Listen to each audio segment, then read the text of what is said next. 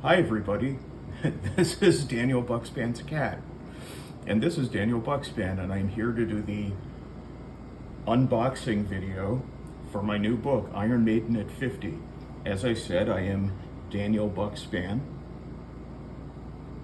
and this just came out yesterday, and we're going to do, instead of an unboxing, because clearly it's out of the box, a flip through, which I think is actually better than an unboxing. Anyway, Kitty apparently wants in on this, so we will just have to tolerate him while he's here.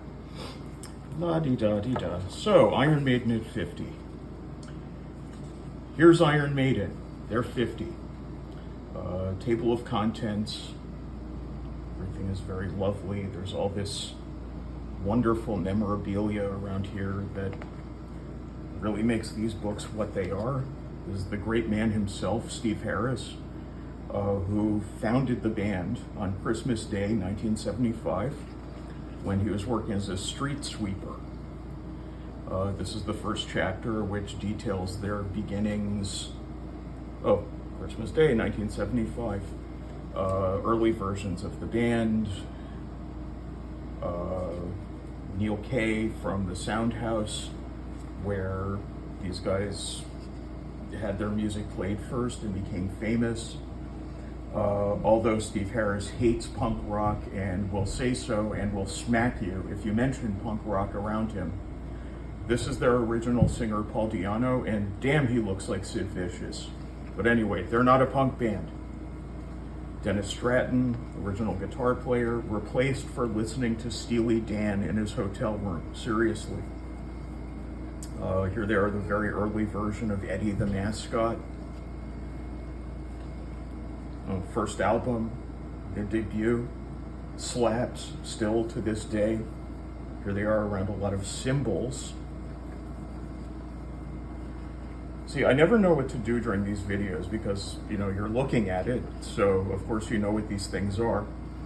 And I don't want to be redundant in what I say, but anyway, this is Martin Birch, who produced a bunch of their records. We lost him, sadly, a few years ago, but he was great, and you should listen to anything he ever produced. It's all fantastic. Etc., etc. Killers, their second album. Banger, slaps, amazing. Listen to it immediately. Here they are in the Far East. Da-di-da-di-da. Then we get to the part where Paul Di'Anno is beginning to have some issues. Here's the sidebar about Eddie the Head, about its genesis and how it came to be probably the most effective band mascot since the Rolling Stones' Lips and Tongue. Bruce Dickinson with a lovely porn stash and no shirt but a tie. I like it. La-di-da-di-da. Early days, the classic, the one that did it, Number of the Beast. Before this goes on for too long, I should highlight a couple of things. First of all, this book, like all my books for Quarto, come with this fold-out timeline where you can see all their achievements over 50 years. People love the timeline in the last couple of books, and people have mentioned it for this one. This here, the poor Blaze Bayley, who gets a lot of hate to this day, simply for committing the crime of replacing Bruce Dickinson and trying to see the band through the late 90s when metal was just not popular. It was not his fault, people, and those were good records. Even Steve Harris said so. La-di-da-di-da-di. Some people may wonder, why do I spend so much time on the Blaze era? Well, somebody has to.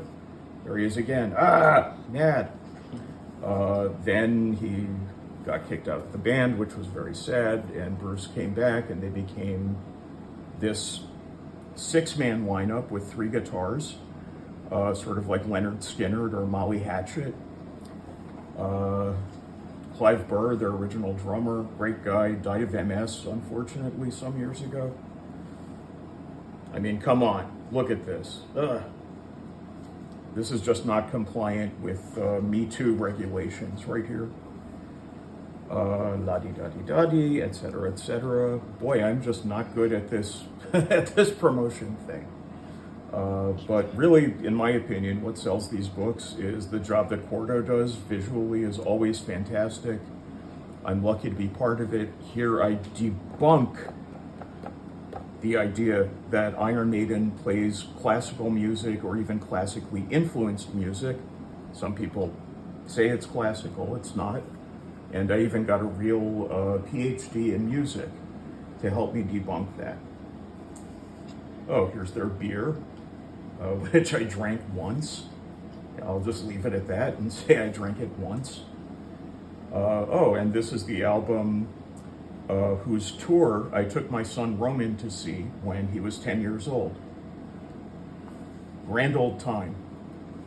La-di-da-di-da-di. Oh, here's the album that they made in secret during lockdown. Oh, and their original singer, Paul Di'Anno, very sad. He passed away last year. And Nico McBrain, their drummer, who sadly had to step down from touring at the end of last year because of a stroke, and he cannot play the fill from The Trooper anymore, which is like the sad. That's as sad as Linda Ronstadt not being able to sing anymore. R.I.P. Paul Di'Anno. He died, and also Nico McBrain stepped down while we were actually putting the finishing touches on this book, and so we had to add those things in at the last minute.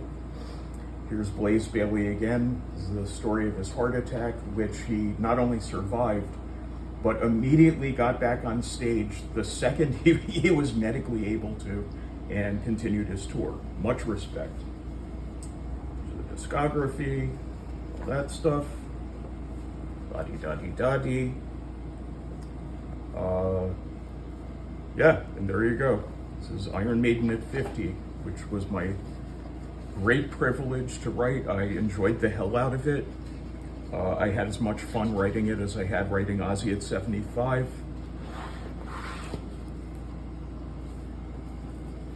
And Kitty says, buy multiple copies. Thank you for watching. Up the irons.